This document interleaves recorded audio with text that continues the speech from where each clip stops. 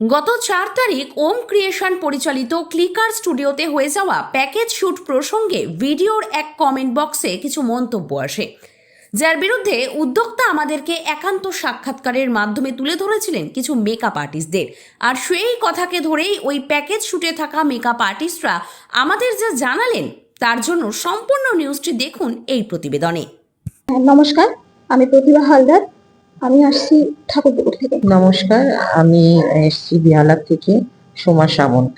নমস্কার, আমি জয়ন্তী ঘোষ। আমি এসছি নিবারাকপুর থেকে। নমস্কার, আমি শিবানী মিত্র। আমিও এসছি বিহালা থেকে। নমস্কার, আমি চিনু মণ্ডল। আমি এসছি ঠাকুরপুকুর থেকে। দেখুন, আমরা 4 মে আমাদেরকে বলা হয় যে আদি মোহিনী মোহন কাঞ্জিলালের শাড়ি শুট হবে, এই বলে আমাদেরকে ডাকা হয়। আমাদেরকে, মডেলদেরকে সবাইকেই ডাকা হয়। ইভেন আমাদের রেজিস্ট্রেশন চার্জও বেশ অন্যদের তুলনায় একটু বেশিই থাকে। মানে অন্যান্য জায়গায় আমরা যেটা 600-700তেও শুট করেছি, সেটা এখানে 1000 ছিল। মডেলের 2500 থেকে 2000 নেওয়া হয়েছে। এবারে যেহেতু ব্র্যান্ড শুট, তো সেই জন্য আমরা মনে করেছি ঠিকই আছে, ব্র্যান্ড শুট তো একটু দামি হয়, আমরা সেটা জানি, সেইভাবেই আমরা এসেছি। আসার পরে যেদিন আমরা যাই, ওখানে অন স্পট ওরা বারবার করে যেটা বলছে, দেখো ওদের ব্যবহার নিয়ে আমার কিছু বলার নেই, ওরা ব্যবহার যথেষ্ট ভালো করেছে, ভীষণই ভদ্র ব্যবহার। এবারে আমরা যখন ওখানে যাই, ওয়েলকামও খুব ভালো করেছে। আমরা গেছি, গিয়ে কাজ শুরু করেছি। যখন ড্রেস আসলো, ড্রেস আসার পর আমরা দেখছি যে সেগুলো একটাও আদি মোহিনী মোহন কাঞ্জিলালের নয়।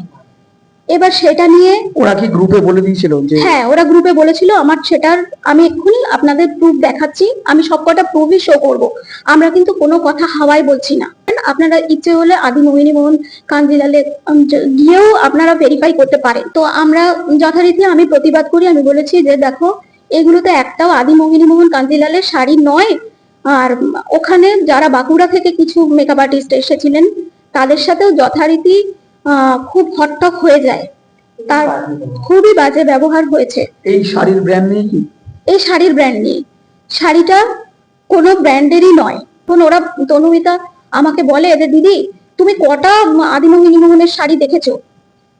এটা হচ্ছে একটু কম রেঞ্জের আদি মোহিনী মোহনের, যেটা নিউ লঞ্চ হয়েছে বলে তোমাদের দিয়ে শুট করানো হচ্ছে, এইভাবে আমাদের বলা হয়। শাড়ির ব্র্যান্ড নিয়ে আপনি যখন প্রতিবাদ করলেন, বা আপনারা যারা যারা হ্যাঁ, ওখানে সবাই অ্যাকচুয়ালি ব্যাপারটা কিন্তু সবাই কাজের মধ্যে একটু ব্যস্ত ছিল। তো সেই জায়গাটা কি হলো, সবাই কাজটাই ফোকাসটা বেশি করছে, যে জিনিসটা আমাকে ভালো, যেহেতু আমি পয়সা দিয়ে করতে এসেছি, আমার কাজটা আগে ভালো করে তুলতে হবে।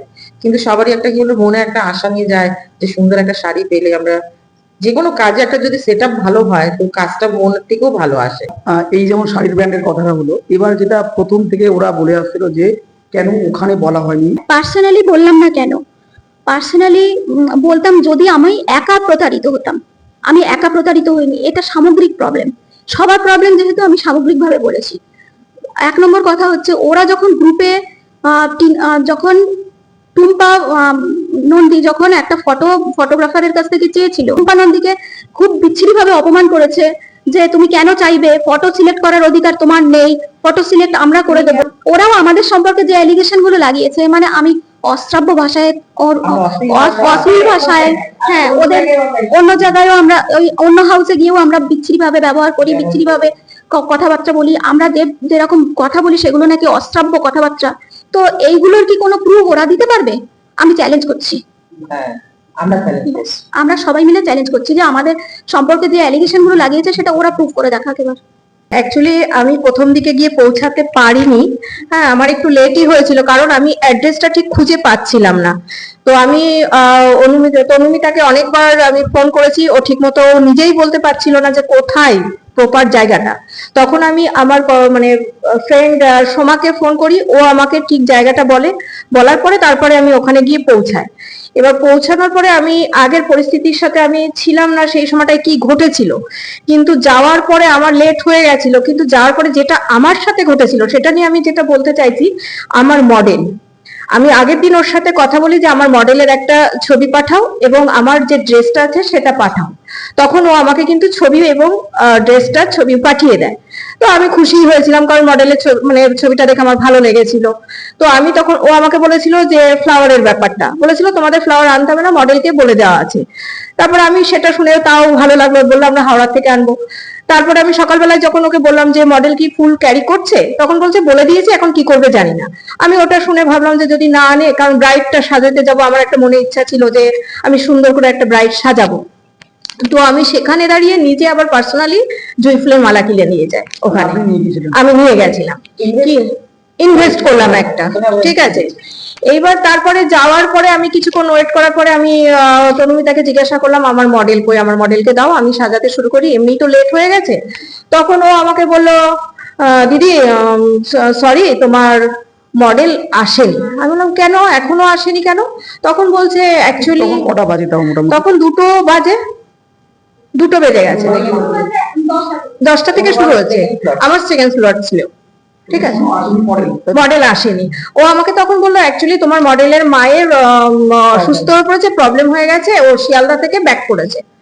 তাহলে সেটা তো তুমি আমাকে জানাতে পারতো, আমি অত দূর থেকে আসলাম, এই 4তলার উপরে টলি নিয়ে উঠলাম, না লিফট আছে কিছু আছে, আমি এই কথাগুলো ওকে শেয়ার করলাম।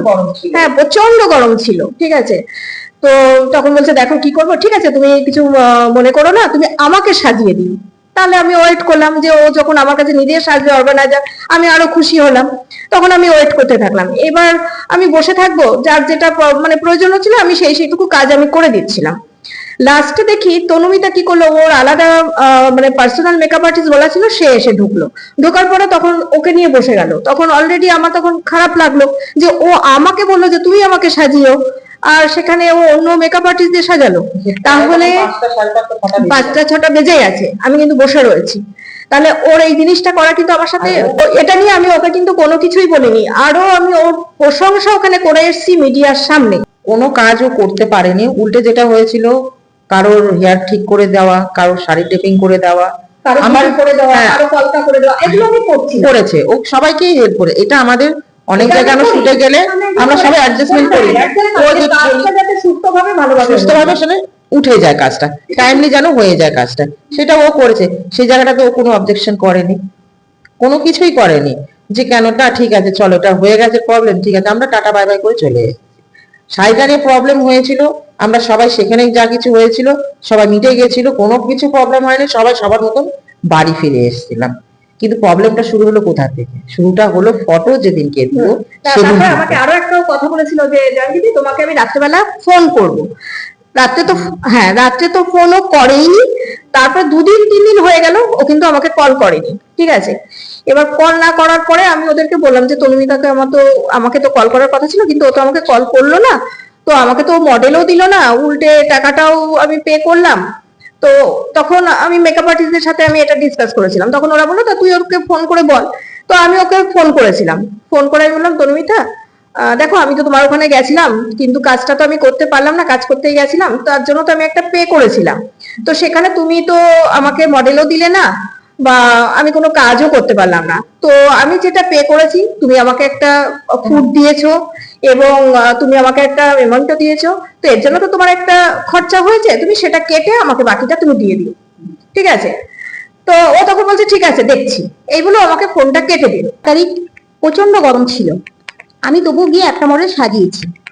আমার শরীরটা খুব খারাপ লাগছিল, আমাকে ফার্স্টে ওর সঙ্গে কথা হলো একটা মডেলই সাজানোর জন্য। তো লাস্টে আমায় রাত্রেবেলা ও বলছে তোমাকে 2টো সাজাতে হবে। তো গিয়ে আমার শরীরটা ভালো লাগছিল, আমার একটা সাজানো হয়ে গেছে। তো আমি বললাম যে তনুমিতা আমার শরীর ভালো লাগছে না, আমি কিন্তু চলে যাবো। ও আমায় একটা মেল মডেল দিচ্ছিল, ভাবলাম দেখো আমার গরমে খুবই খারাপ লাগছে, আমি আর সাজাতে পারবো না। তো আমি এই বলে, তো আমার যে আরেকজন দিদি ছিল আমরা বেরিয়ে আসি। একটা কথা বলে নি যে তনুমিতা মুখার্জি তুমি যেমন আমার নামটা করে বলেছো, আজ আমিও তোমার নামটা করেই বললাম। আমরা মেকআপ আর্টিস্ট মানে আমরা আর্টিস্ট, আমাদের কারো সম্বন্ধে এটা বলার কোনো আমাদের বলি না বা বলবো না ভবিষ্যতে কোনোদিন। আর কোনো মেকআপ আর্টিস্টটাই বলে না কার চেহারাটা দেখতে কেমন। আমাদের কাজ হচ্ছে তাকে সুন্দর করে সাজিয়ে তোলা, সেটাই হচ্ছে আমাদের কাজ। আমাদের কাজটাই সুন্দর করে সাজিয়ে তোলা, কে কেমন দেখতে বিশ্বাস করি প্রত্যেকেই সুন্দর, সবাই সবার মতন করে। আমাকে বলে চিনো তুই স্টার জলসা থেকে আসবে, ভালো ভালো পোজ দিতে পারবে, তুমি যেমন সাজাতে চাইবে তেমনই পারবে। ওকে আমি গিয়ে জিজ্ঞেস করলাম, ও বললো না আমি স্টার জলসাতে কোনো কাজ করি না, ঠিক আছে আমি ফ্রেশ। ডিরেক্টলি বলেছে? হ্যাঁ, মেয়েটা আমাকে নিজেই বলেছে আমি ফ্রেশ, আমি বললাম ঠিক আছে, আমার অসুবিধা নেই। সেদিনকে যখন আমরা ওখান দিয়ে তাড়াহুড়া করে মানে আমার একটু তাড়াহুড়া ছিল বলে আমরা সবাই চলে আসি। তো ওইখানে আমি তো ব্রাইড যখন সাজিয়েছিলাম, আমরা একটা সুন্দর একটা ভিডিও ফটো নেওয়ার ইচ্ছে ছিল, আমরা কিন্তু সেটা কিছুটাই ভালো মতো নিতে পারিনি। যখন আমি আমার যে মডেলকে সাজিয়েছিলাম, এতটাই তাড়াহুড়া দিয়েছে, সিঁদুর যে তুললাম সেটা ভিডিওটা ক্লিক ঠিক মতন করতে পারলাম না, আর না ফটোটা ঠিক মতন।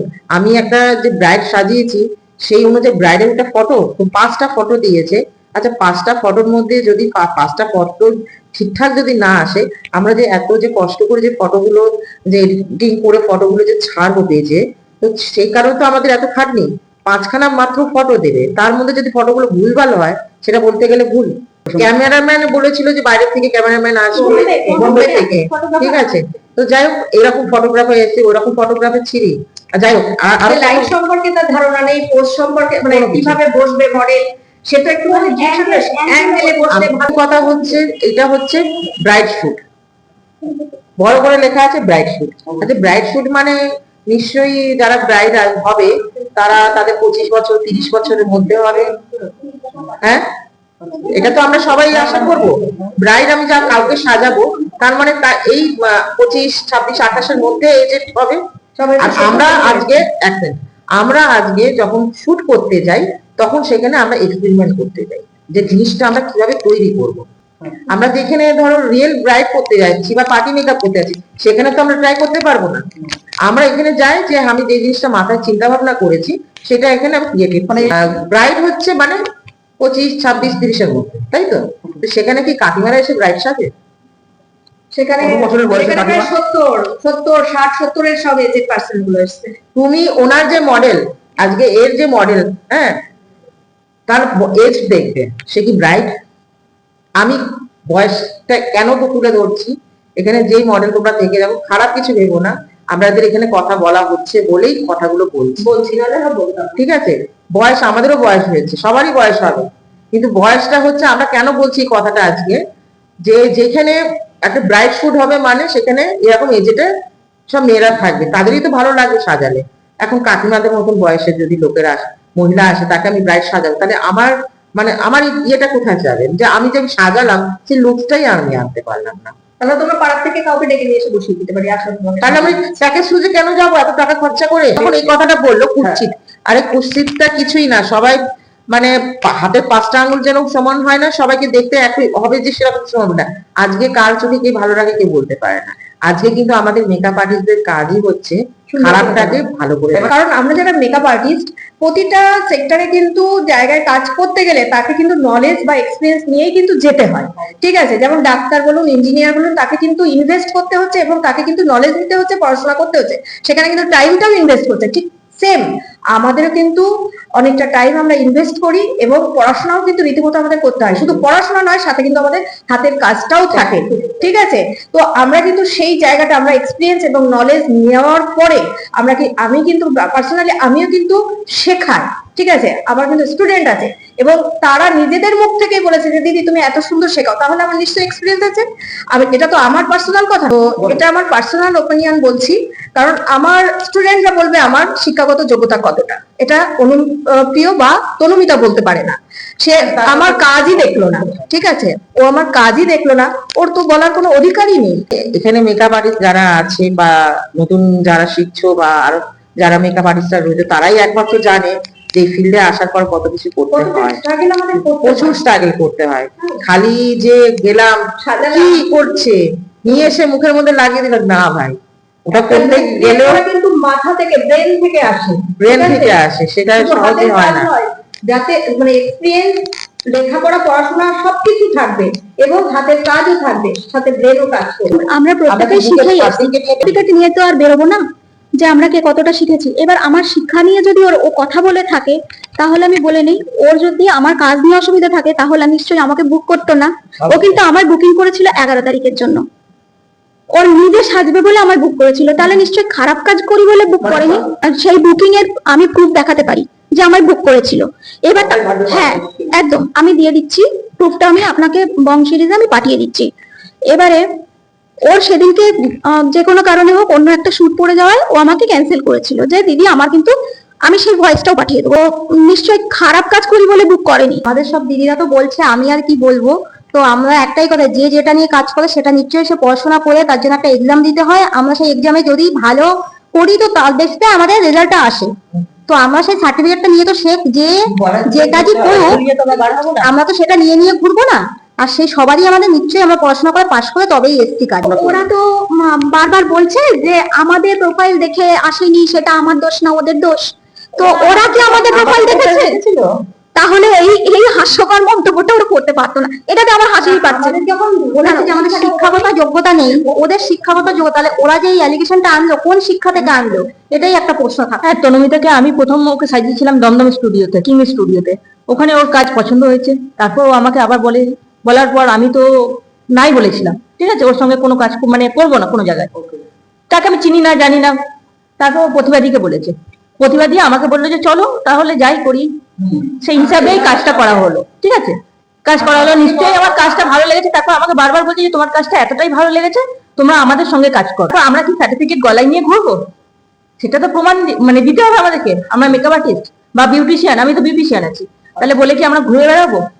সে আমার কাজ, আমার হাতের জিনিস সবাইকে দেখতে পাবে। ফেসবুক খুলুক, নাম মানে নাম ডিক্লেয়ার করে দিচ্ছি, চিনু মন্ডল নামে খুলুন। হ্যাঁ, প্রোফাইল দিয়ে দেবো, সবাই হ্যাঁ প্রোফাইল দিয়ে দেবো, প্রোফাইলে দেখুন আপনারা। ও যে প্রথম দিনে যে কাজটা শুরু করেছিল, ও ফার্স্ট অর্গানাইজ করেছিল। তাহলে কি করে ও তো প্রথম কাজটা শুরু করেছিল, তাহলে ওর তাহলে আমাদেরকে কি করে ফ্রেশার বলছে? আমাদের চিনলো না, জানলো না, শুনলো না, আমাদেরকে ফ্রেশার করে দিল। আসলে আমাকে যখন ফোন করে বলেছিল যে ওই একটা ব্রাইডাল শুট হবে, তো ফটো দেওয়া হবে আর মডেল জোগাড় করতে বলেছিল। তো আমি সেই মতো মডেল আর মেকআপ আর্টিস্ট অনেকজনকে বলেছিলাম। তার মধ্যে একজন মডেল আর মেকআপ আর্টিস্ট আমার সাথে গেছিল। তো ওখানে গিয়ে আমার সাথে যে মেকআপ আর্টিস্ট গেছিল টুম্পা দিয়ে, ওনার সাথে একটু ওদের একটু ঝামেলা হচ্ছিল, মানে ড্রেস ঠিকঠাক পছন্দ হয়নি। মানে আমি যে মডেলকে নিয়ে গেছিলাম আমার কথাতে গেছিল, সেই মডেলের ড্রেস পছন্দ হয়নি। মানে ওনারা বলেছিল বেনারসি শাড়ি, তো শাড়ির বিষয়টা আমার মডেলের শাড়ি তখন পছন্দ হয়নি, যে মডেলটা আমার সাথে গেছিল। এবারে যেহেতু ওদেরকে নিয়ে গেছি আমি, সেই তো আমার একটা দায়িত্ব থাকে যে মডেলের শাড়ি টাড়ি গুলো একটু। প্রত্যেকে দিদি বাঁকুড়া থেকে গিয়েছিল? হ্যাঁ, আমার সাথে যারা গেছিল বাঁকুড়া থেকে গেছিল। এরপরে ও মডেল বলছে আমি দিদি এত দূর থেকে এসেছি, আমি টাকাও পে করেছি, তারপরে যদি আমি সেরকম ড্রেস যদি না পাই তাহলে আমি ওখানেই তোমাকে দিলে তুমিই তো শ্যুটটা করে দিতে পারতে আমাকে। এইভাবে মডেল আমাকে বলে যে আমি তো ওখানেই তাহলে তোমাকে টাকাটা যেটা দিচ্ছিলাম তুমি ওখানেই আমাকে শ্যুটটা করে দিতে পারতে, আমার এখানটা আসার কোনো ইয়ে ছিল না। আসলে ওরা ভেবেছিল একটু মানে একটু এক্সপেকটেশন একটু বেশিই ছিল। তো এরকম একটু শাড়ি নিয়ে সবার সাথে একটু শাড়িগুলো নিয়ে একটু ঝামেলা হচ্ছিল, কারণ শাড়িগুলো সেভাবে কারোরই পছন্দ হয়নি। সেই নিয়ে তোমাদের সাথে অনেকক্ষণ একটু কথা কাটাকাটি হতে তনুমিতাদের ওই অনুপ্রিয় স্যার তারপরে এসে কিন্তু ওই এটা একটু মোটামুটি হ্যান্ডেল করে তারপরে মোটামুটি আমরা কাজগুলো করি। উনি বললেন আমিও তো বাঁকুড়াতে থাকি, তাহলে তোমাদের অসুবিধা নেই, তোমরা কাজটা করো। প্রথমত আমি বলবো এটা ফার্স্ট টাইম নয় ওদের। ওরা 2 বছর আগেও লোক ঠকানোর চেষ্টা করেছে, যেটা প্রমাণ স্বরূপ আমি একটা ভয়েস রেকর্ড অলরেডি প্রোভাইড করেছি। কাজের টেনশনে মানে ও করবে ইন্টারেস্টেড, ও এত কথা বলছে না, সেই কথা এতে এতে এবার তোমাদের ওই নামটা আমার মনে পড়ছিল না। তো মোহিনী মোহন কাঞ্জিলালে আমার একটা নিজের শ্যুট আছে 18 তারিখে, আমার ওটাই মাথায় ঘুরছিল। ইচ্ছাকৃত করে যে বলেছি বদমাইশি করে আমি এমনটা নয় শ্রী, কারণ আমি জানি, কারণ আমি একটা ভুল বললে সেটা আবার তোমার উপর এফেক্ট হবে, ভুল ভাববে লোকে তোমাকে। তো সেটা আমি কখনোই চাইবো না, ওটা আমি ওকে পরে বলে দিয়েছি, এটা ক্লিয়ার করে নিয়েছি। ঠিক আছে, তুমি সেরকম বলে আমি শ্রেয়সী যখন কল করবে তুমি আবার কথা বলে নিও, ঠিক আছে? তো সেখানেও ধরা পড়ে ও কিন্তু ধামাচাপা দেওয়ার চেষ্টা করেছে। এবারও ধরা পড়ে আবার ধামাচাপা দেওয়ার চেষ্টা করছে রেন্টেড কথাটা উল্লেখ করে, যেটা কিন্তু ওদের কোথাও রেন্টেড কথাটা নেই। ফেসবুকে ওরা অ্যাড দিয়েছে, সেখানেও রেন্ট নেই। আমাদের গ্রুপে যেটা পোস্ট করে আমাদেরকে প্রলোভন দেখিয়েছে, হ্যাঁ আমি প্রলোভনই বলবো, প্রলোভন দেখিয়েছে, সেখানেও কিন্তু আমি বলছি রেন্টেড কথাটা উল্লেখ নেই। আদি মোহিনী মোহন কাঞ্জিলালে তো স্বর্ণালী দিয়েই করে, আমি জানি। স্বর্ণালীর সাথে আমার কথা হয়েছে কাজ নিয়ে একবার, মানে গত বছরে দুর্গাপুজোর আগে কথা হয়েছিল আমার, ওনার হাজব্যান্ডের সাথে ওনার সাথে মিটিং হয়েছিল আদি মোহিনী মোহন কাঞ্জিলাল। আমি বলছি মোহিনীমোহন কাঞ্জিলাল, দেখবে আদি মোহিনীমোহন কাঞ্জিলালের পাশে যে দোকানটা মোহিনীমোহন কাঞ্জিলাল, ওটা কিন্তু ব্র্যান্ড, ওটাও ব্র্যান্ড। ওদের কাজ হয়, ওরা মডেল নিয়ে কাজ করে, ওরা পেমেন্ট দিয়েও কাজ করে, আবার ওরা অনেক সময় রেজিস্ট্রেশন ওদের দিয়ে কাজ করতে হয় ব্র্যান্ডের জন্য। তো ওই কাজটা আমার রয়েছে 18th অগস্ট, এই মাসেই, বুঝতে পেরেছো? আমার ওটাই মাথায় ঘুরছিল। এটাই, হ্যাঁ হ্যাঁ, এটা ঠিক, অনেকে ঢপ দিয়ে মিথ্যে বলে করায়, মানে মিথ্যে বলে, বুঝতে পেরেছি। ওরা বলেছে যে মানে প্রতারিত হলো না, মার্কেটে এখন প্রচুর এরকম হয়েছে, এটা অনুপ্রি এবং কর্মীরা বলছে। অন্যদের এবার আমরা বলছি যে আপনারাই বিচার করবেন যে কে ঠিক কে ভুল। এবার একটা কোথাও তো স্টপ হওয়া দরকার, কারণ এই জিনিসটা এত লেন্থ চলতে পারে না। তো আমার মনে হয় যে যারা জনসাধারণ আছে, যারা নতুন মার্কেটে আসছে, বা যারা মেকআপ আর্টিস্ট বা অর্গানাইজারদের কাছে যাবে, নতুন মেকআপ আর্টিস্ট, তারা তারা একবার অন্তত এই ভিডিওগুলো আপনাদের মিডিয়ার মাধ্যমে একবার জেনে নিক। আর সত্যতা যাচাইয়ের জন্য আমি তো প্রমাণ দিয়েইছি, আরো যাচাই করে আরো যদি প্রমাণ দরকার হয় একদম ডাইরেক্ট আদি মোহিনীমোহন কাঞ্জিলালে চলে যেতে পারে। আমরা ফোন নম্বরটাও প্রোভাইড করে দেবো, তারা ডাইরেক্ট কথা বলেও দেখতে পারে।